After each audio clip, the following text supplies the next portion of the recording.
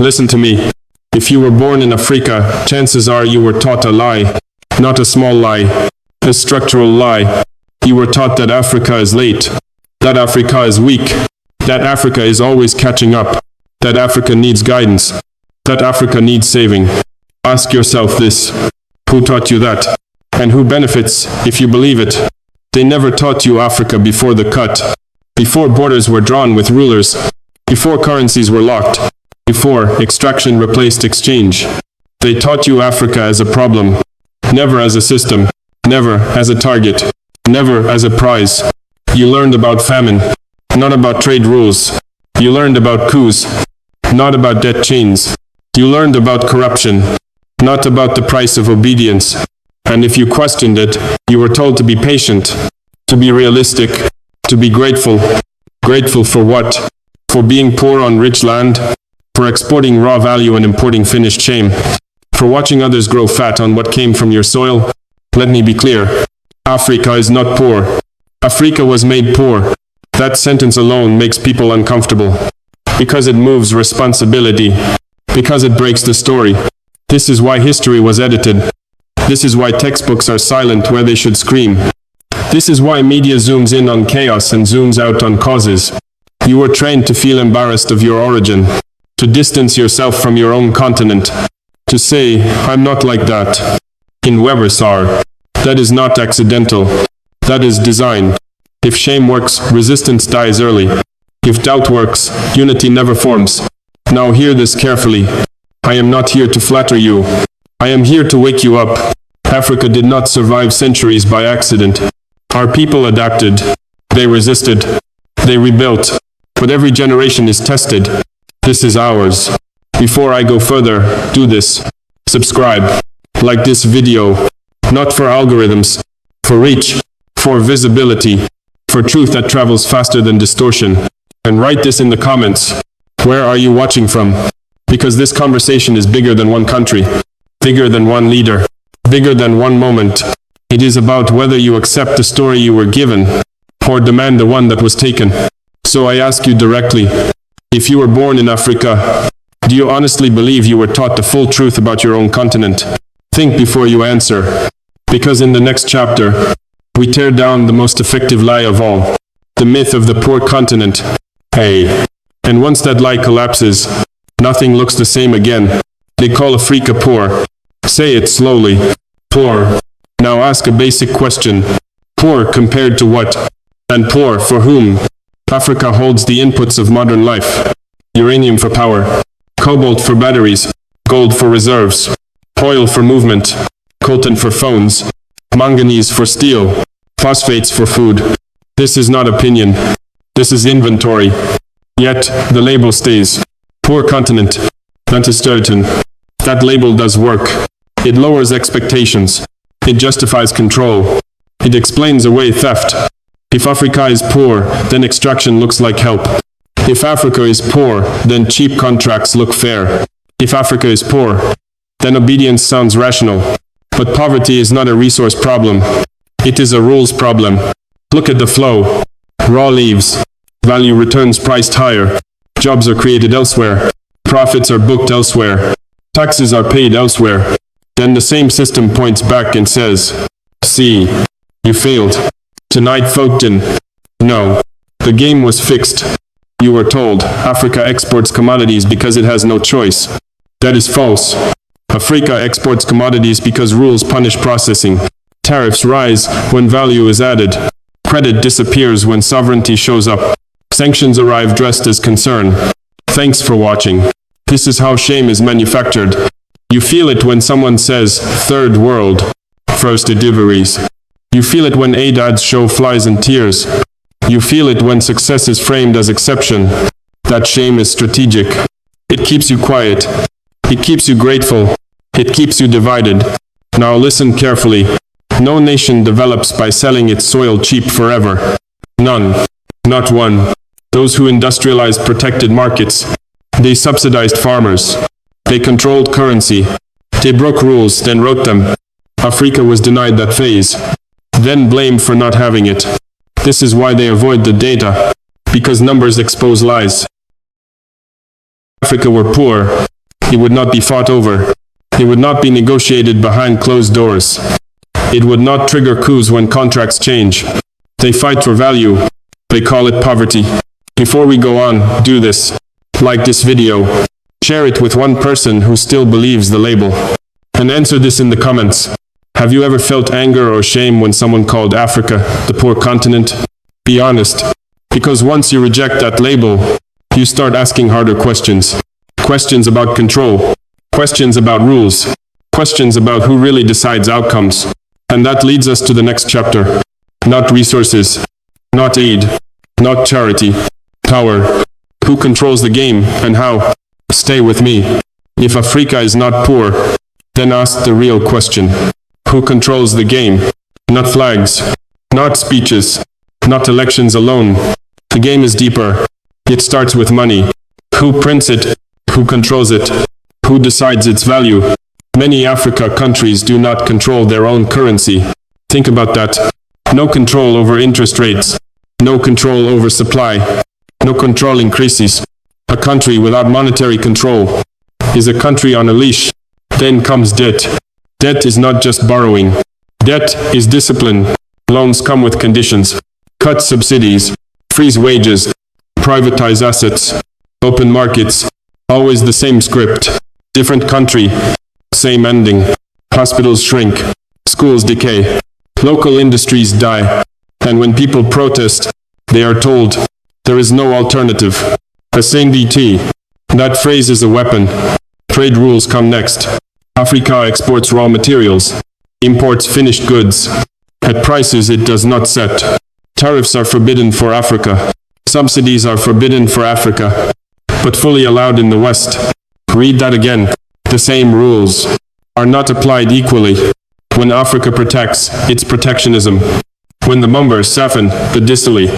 When others protect, its strategy. Uncreate. This is not a free market. It is a managed hierarchy. Then there is media. Control the story, and you control perception. Conflicts are framed as tribal. I quote, failure is framed as culture. Perverseness, eat and fight through. Resistance is framed as instability. Hard. Rarely do you hear words like capital flight, unequal exchange, extractive contracts. Silence is policy. Because if people understood the system, they would question it. And systems hate questions. Now here is the part many avoid. External forces matter, but internal betrayal matters too. There are leaders who sign away futures, elites who benefit personally, gatekeepers trained to maintain the order. Foreign pressure opens the door. Local betrayal keeps it open. So ask the harder question. Who harms Africa more? External powers enforcing the system, or internal actors protecting it? Do not rush the answer, because truth requires courage. Religion was used. Aid was used. Security was used. Even democracy was used. Anything that maintains control will be recycled as virtue. But here is the constant. When Africa tries to write new rules, markets panic, media attacks, diplomacy turns cold, threats appear. That reaction tells you everything. This system was not built for Africa prosperity. It was built for Africa usefulness. Usefulness ends. Dignity threatens. And dignity is dangerous to those who profit from obedience. So let me ask you directly. Were you ever taught this system in school? Were you ever shown the rules behind the headlines? Or were you taught to blame yourself? Write this in the comments. Who do you think controls the game? Money, debt, trade, media, or all of them together? And tell us where you are watching from. Because once you see the system, you cannot unsee it. And once you see it, the next question becomes unavoidable. If this is the game, why does Africa keep obeying it? That is where we go next. They told us to behave, to comply, to be patient. They said, obedience brings stability. Stability brings investment. Investment brings development. That was the promise. Look at the record. Obedience did not make Africa richer. It made Africa quieter. Every time Africa followed instructions, it lost leverage, cut tariffs, local factories closed, float the currency, prices exploded, freeze wages, debt kept growing. The pattern is simple. Be good, In times 70 tentative of no. Receive loans. Take loans. Accept conditions. Accept conditions. Lose control. Lose control. Poorer. Then repeat. This is not theory. It is a cycle. When countries obeyed structural reforms, public services shrank. When they privatized water, water became expensive. When they privatized power, blackouts increased. When they privatized mines, profits left the country. Obedience did not fail once. It failed every time. Yet the advice never changed. Try harder. And under. Reform more. Unquote. Be patient. Praxis main. Patience became policy. Poverty became permanent. And when people asked questions, they were blamed. You are corrupt. Disnot and centrist. You lack capacity. And discard. But soluble. You are not ready. Asintia talk intelliging. Ready for what? Ready to own your future. Here is the cruel truth. Obedience is rewarded only once. With permission to survive. Not to thrive. Not to decide. Survival keeps you dependent. Dependence keeps you obedient. That is the trap. Look at the language. Donor confidence. Unquote. Market confidence. Precaution. International approval. Unquote. Notice what is missing. Citizen confidence. Worker confidence. Farmer confidence. The system listens upward, never downward. And when leaders dared to disobey, the response was immediate. Sanctions. Isolation. Currency pressure. Media campaigns. Suddenly, stability disappeared. That reaction exposes the lie. If obedience truly led to prosperity, defiance would not scare them. But it does. Because obedience protects the system, defiance threatens it. This is why Africa was told that resistance equals chaos. Fear was taught as wisdom. Not now. Dissenter.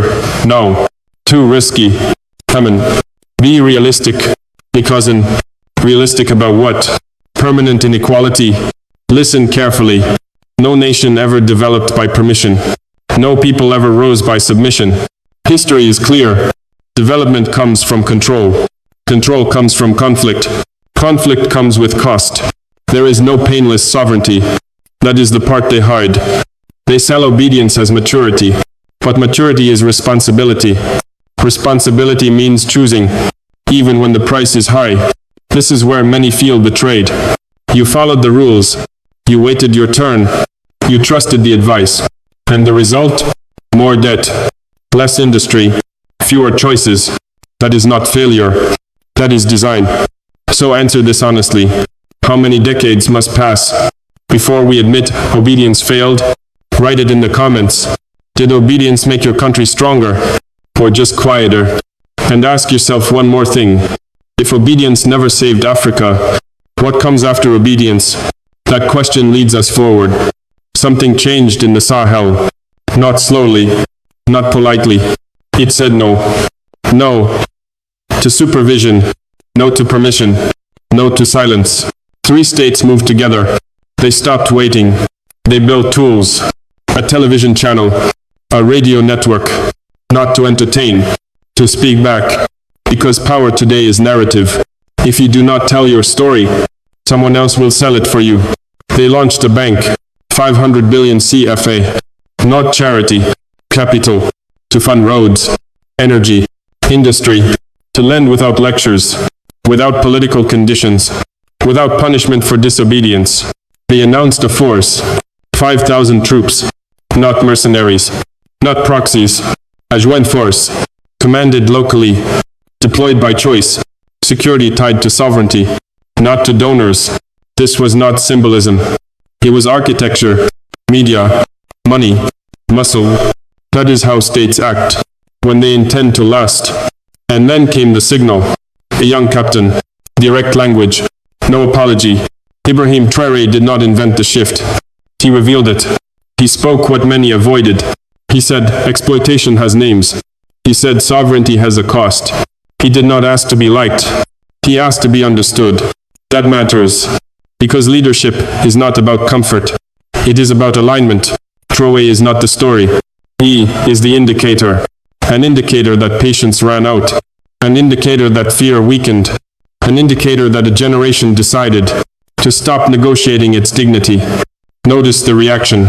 Headlines panicked, analysts mocked, warnings flooded in. Unstable, temerity, dangerous, Santriki, irresponsible, fewer no funst. That language appears only when control slips. No one panics over puppets. This is not about one man or one speech. It is a model. Regional coordination over isolation. Domestic capital over foreign loans. Narrative control over imported truth. It is unfinished. It is fragile, but it exists. Breaks the myth that Africa cannot say no. Critics ask, can it work? 14. That question misses the point. The real question is, what failed before? Decades of obedience, billions in aid, endless reforms. What did that build? If the old path worked, this moment would not exist. The Sahel did not wake up radical. It woke up exhausted. Exhausted of being managed. Exhausted of being advised. Exhausted of being told to accept less forever. This is why the response matters. Support does not mean worship. Skepticism does not mean sabotage. Watch closely. Measure results. But do not dismiss courage, because it makes you nervous. Every structural change starts as discomfort. Every break from dependency looks chaotic at first. History confirms this. Now ask yourself, is the Sahel wrong to build? For its own media? Is it wrong to fund? To its own development? Is it wrong to defend its own borders? If that scares you, ask why. And if this shift speaks what you already felt, say it. Write in the comments. Is the Africa Sahel showing a path, or just exposing the fear of those who lost control? Because once Africa says no, the world must renegotiate. They always ask the same question. Do you want stability or chaos? Archlice to see. It sounds reasonable. It is a trap, because they never define stability the same way you live it. Their stability is quiet exploitation, predictable extraction, no disruption. Your stability is food, dignity, control. Those are not the same thing. Africa was told, be patient, in quarters from section. Do not provoke. Isim. Accept reality. Isir. And for decades, Africa obeyed. What did obedience buy? Borders still burn. Youth still migrate. Resources still leave. Poverty still explains itself. So, ask honestly, if obedience produced stability, why is instability permanent? Because the system was never built to stabilize you. It was built to stabilize access to you. This is where the moral question begins. Is peace without dignity still peace? Is survival without voice still life? They say sovereignty is expensive. They are right. It costs sanctions. It costs pressure. It costs isolation. Sometimes it costs blood. History does not hide this. Those who stood early paid first, but those who waited paid longer. There is no free option here, only different bills. The real choice is not stability or sovereignty. It is managed decline or contested freedom. And this is where faith enters. God never promised comfort to those who walk in truth. He promised presence. He promised that dignity matters, that injustice is not eternal, that fear is not wisdom. Scripture does not celebrate slaves who obey well. It remembers those who refuse to bow. Faith without courage is decoration. Prayer without action is delay. This is uncomfortable to hear. Good. Truth usually is. Africa is told to be realistic, to accept limits, to know its place. But realism without justice is surrender. Sovereignty demands sacrifice. Yes. But dependency demands silence. Forever. Which price is higher? Ask the diaspora this. Would you support African self-rule if it disrupted your comfort abroad? Ask leaders this.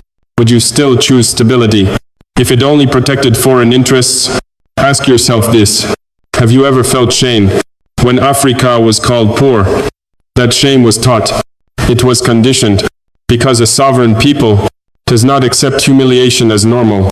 This moment forces clarity. You cannot want dignity without risk. You cannot want freedom without cost. You cannot want respect while begging for approval. There is no neutral ground left. Neutrality feeds the system you complain about. So choose consciously, not emotionally, not safely. Choose knowing the price. And if you believe Africa must decide its own future, even if the cost is high, say it. Write it in the comments. Stability at any price, or sovereignty with consequences, because history does not forgive those who knew the truth and chose comfort anyway. This part is for you. Yes, you. Watching from London, from Paris, from Toronto, from New York. You left, or your parents did. You built a life. You adapted. You survived. But something followed you. A question you never answered. Where do I belong? You were taught a story. Africa is broken. Africa needs saving. Africa must be helped. It in school, on TV, in charity ads, sad music, empty bowls, a white hand reaching down. That image stayed with you. It shaped how you spoke, how you explained yourself, how you defended where you come from. Sometimes you stayed silent. Sometimes you laughed it off. Sometimes you felt ashamed. Be honest. Have you ever softened your accent to sound less Africa? Have you ever said, I'm not really from there? That wasn't coincidence. That was conditioning. The system did not just take land. It took confidence. It trained you to see Africa as a problem to escape, not a home to defend. And here is the hard truth. You benefit from distance, from passports, from currency strength. So the question is not abstract. Would you still support African self-rule if it made your life abroad less comfortable? If it raised prices? If it caused tension? If it forced you to choose sides? This is where identity stops being theory. You cannot claim Africa in pride and abandon it in pressure. You cannot post flags on holidays and disappear during sanctions. You cannot criticize from safety and call it neutrality. Neutrality is not innocent. It is profitable. Africa does not need saving. It needs space. It needs control. It needs loyalty, not charity, not pity, not lectures. If you were taught, Africa always needs help, ask who benefits from that belief. Because a people who believe they cannot govern themselves will always accept governors. This is your moment to decide. Are you African only in memory, or African in responsibility? Write where you are watching from. Name your city. Name your country. Say it publicly. Because the future is being argued. Right now, in silence, is already a position. Now comes the hard part. Not talking. Not posting. Not arguing in circles. Axiom. Calm. Focused. Disciplined. First, learn. Not headlines. Not clips. Documents. Data. History written before it was edited. Know the rules they wrote. Know how money moves. Know who owns what. If you don't know the system, you will always fight shadows. Second, share. Not noise. Not insults. Share facts. Share sources. Share context. One clear argument beats 10 angry posts. You don't need to convince everyone. You need to reach the ones who are ready. Third, build community. Online. Offline. Small groups. Trusted circles. People who read. People who think. People who stay when pressure comes. Movements don't start with millions. They start with tens. Who don't quit. Fourth, discipline. No hero worship.